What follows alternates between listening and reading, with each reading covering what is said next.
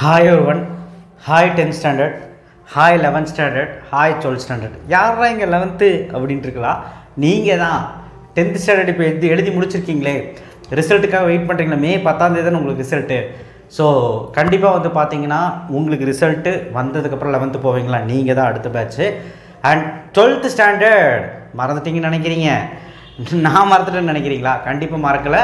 11th to 12th போகிறவங்க நம்ம சேனலை பார்த்தவங்களுக்கு தெரியும் நம்ம என்ன பண்ணிகிட்டு இருக்கோம் அப்படின்னு. கண்டிப்பாக 11th to 12th எல்லாமே வந்து சேரும். என்ன ஐடியா, எப்படி நம்ம இந்த அகாடமி ஸ்டார்ட் பண்ணலாம், 12th கரெக்டாக எப்படி ப்ரிப்பேர் பண்ணலாம், எப்படி வந்து இந்த வருஷம் எந்த சப்ஜெக்டை கஷ்டமாக கேட்பாங்க, அப்படி கஷ்டமாக கேட்டால் அந்த சப்ஜெக்ட் எப்படி சென்டம் முடிக்கலாம், இன்ஜினியரிங் கட் ஆஃபுக்கு குறையாமல் எப்படி நம்ம மார்க் எடுக்கலாம், அண்ட் கட் ஆஃப் மட்டும் இல்லை டோட்டல் எப்படி அதிகமாக எடுக்கலாம், எல்லாமே நம்ம சேனலில் வரும். சரிங்களா?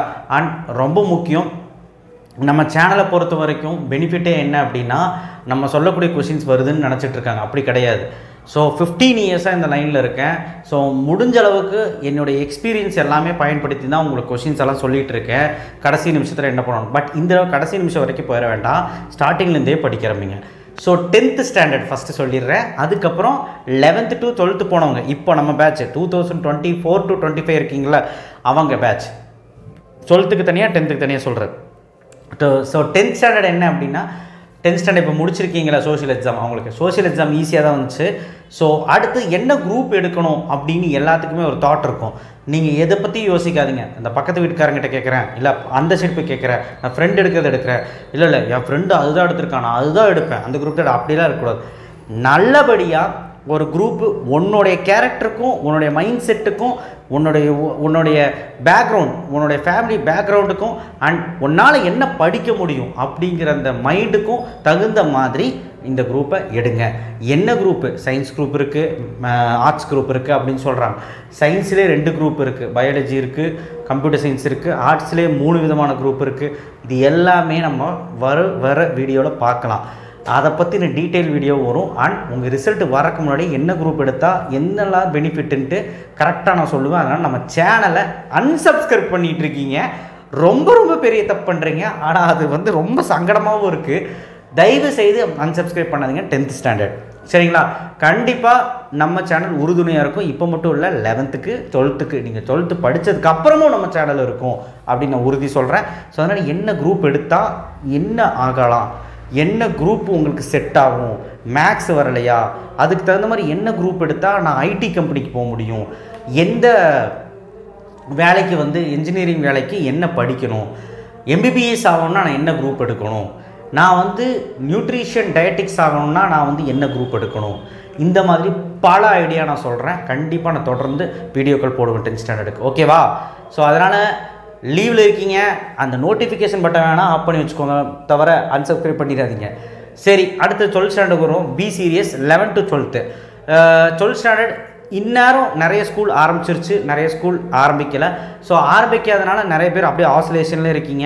11th ரிசல்ட் ஒரு மாதிரி வரட்டும், நம்ம 12th அப்புறம் ஜூன்லேருந்து படிச்சுக்கலாம் அப்படின்னு அந்த தப்பை பண்ணிடாதீங்க. இப்போ இருந்து ஸ்டார்ட் பண்ணுங்கள். சார் எப்படி சார் ஸ்டார்ட் பண்ணுறது? நாளைக்கே போங்க, நாளைக்கே காலையில் போய் உங்கள் சீனியர்ஸ்கிட்ட யாராவது தேடி புக்கை ரெடி பண்ணுங்கள். மேக்ஸ், ஃபிசிக்ஸ், கெமிஸ்ட்ரி 3 புக்கை ரெடி பண்ணுங்கள். நம்ம சேனலில் முடிஞ்ச அளவுக்கு நான் டீச் பண்ணி போட ட்ரை பண்ணுறேன். ஏன்னா லீவு டைம் உங்களுக்கு வந்து நிறைய சேனல்ஸ் இருக்காங்க, பழைய சேனல்ஸும் இருக்காங்க, நீங்கள் பாருங்கள், ஒன்றும் பிரச்சனை இல்லை. பட் ஆனால் நான் என்ன சொல்கிறேன்னா, எப்படி ஸ்டார்ட் பண்ணலாம், என்ன பண்ணலாங்கிறது அடுத்த வீடியோவில் பார்க்கலாம். பட் இந்த 2024 நம்ம கரெக்டாக கொண்டு போனோம்னா 2025 வர பப்ளிக்கை கரெக்டாக எதிர்கொள்ள முடியாது. ஏன்னா அடுத்த வருஷம் நம்ம அடிக்க போகிற மார்க் வேறு லெவலில் இருக்கணும். சரிங்களா? அதுக்கு ஃபஸ்ட்டு இப்போவே ஸ்டார்ட் பண்ணுங்கள். ஜூனில் தான் ஸ்டார்ட் பண்ணணும், அடம்பிடிக்காது. இப்போவே ஸ்டார்ட் பண்ணி மேக்ஸில் ஒரு 2-3 சாப்டர் முடிச்சு வச்சுக்கோங்க. ஜூன் வரதுக்குள்ளே ஃபிசிக்ஸ்லேயும் 2-3 லெசன் முடிச்சு வச்சுக்கோங்க. கெமிஸ்ட்ரியில் ஒரு 5 லெசன்ஸாவது முடிச்சு வச்சுக்கோங்க. பயாலஜிக்காரங்க படிங்க. கம்ப்யூட்டர் சயின்ஸ் ஒன்றும் பிரச்சனை இல்லை, இப்போதைக்கு தொட வேண்டாம், ஜூன்லேருந்து தொட்டால் போதும். ஒரு வேளை ஸ்கூல்லேருந்து படிக்க சொன்னாங்கன்னா கம்ப்யூட்டரில் ஃபஸ்ட் 5 லெசன் மட்டும் நல்லா படிச்சு வச்சுக்கோங்க. பட் 11th to 12th போகிறவங்க கண்டிப்பாக நம்ம சேனலை சப்ஸ்கிரைப் பண்ணி வச்சுக்கோங்க. உங்கள் ஃப்ரெண்ட்ஸுக்கு சொல்லுங்கள் என்ன நடக்குது, என்ன நடக்க போகுதுங்கிறது 11th நீங்கள் பார்த்துருப்பீங்க.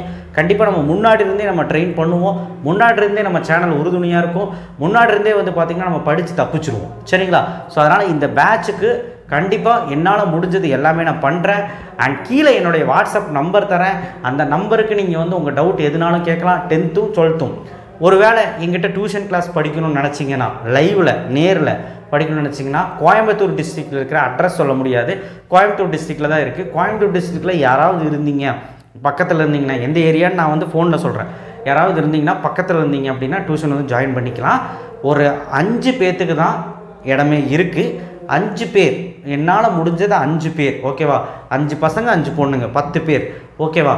ஸோ அவ்வளோதான் என்னால் இம்பார்ட்டன்ஸ் கொடுக்க முடியும். ஏன்னா அவ்வளோதான் இங்கே இடமும் இருக்குது. ஸோ யாருக்கா விருப்பம் இருந்தால் 11th டுவெல்த்துக்கு போகிறவங்க இந்த பேட்ச் இருக்கீங்க அப்படின்னா என்னை தொடர்பு கொள்ளலாம். ஃபீஸ் டீட்டெயில் எல்லாமே நான் சொல்கிறேன், ஒன்றும் பிரச்சனை இல்லை. பக்கத்துலேருந்து வந்தால் போதும், ரொம்ப தூரத்துலேருந்து வரணும்னு நினைக்காதீங்க. உங்களுக்கு விருப்பம் இருந்தால் மட்டும், சரிங்களா? ஏன்னா நான் சொல்லணும்னு நினச்சேன், ஏன்னா போன வருஷம் நான் சொல்லியிருந்தேன், நிறைய பேர் ரெஸ்பாண்ட் பண்ணியிருந்தாங்க. உங்களுக்கு தோணுச்சுன்னா உங்களுக்கு கால் பண்ணுங்கள், வாட்ஸ்அப் நம்பர் கீழே தரேன், ஓகேவா? சப்போஸ் நான் ஃபோன் எடுக்கலான்னா மெசேஜ் பண்ணுங்கள், நான் தெரிஞ்சுக்கிறேன். தேங்க்யூ. ஷேர் பண்ணுங்கள், சப்ஸ்கிரைப் பண்ணுங்கள். 10th ஸ்டாண்டர்ட் நான் சொன்னது மறந்துடாதீங்க தம்பிகளா. 11th அடுத்து என்ன பண்ணலாங்கிற நம்ம சேனல் உறுதுணையாக இருக்கும். அண்ட் அடுத்தடுத்த நாட்கள் நீங்கள் என்ன பண்ணால் நல்லாயிருக்கும் இந்த 2 மாதம் லீவில் அப்படிங்கிறதையும் நான் சொல்லி புரிய வைக்கிறேன். தயவுசெய்து நம்ம சேனல் அன்சப்ஸ்கிரைப் பண்ணிடாதீங்க. தேங்க்யூ.